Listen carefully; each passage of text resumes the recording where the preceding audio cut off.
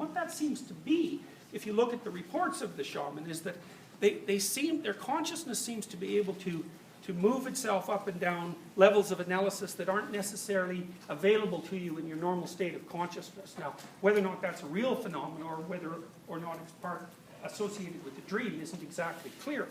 So, part of it is, for example, that the shamans become convinced that they can communicate with things like plants at a very fundamental level.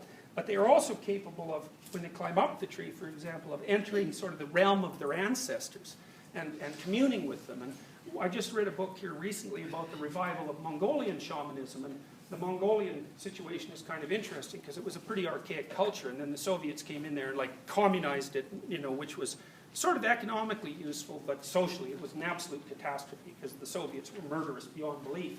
And then in 1989 they just left.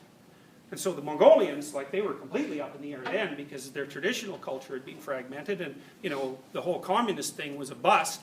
And they reverted back to shamanic practices. And the shaman told them that part of the reason that they were all suffering was because they had lost contact with their ancestral spirits.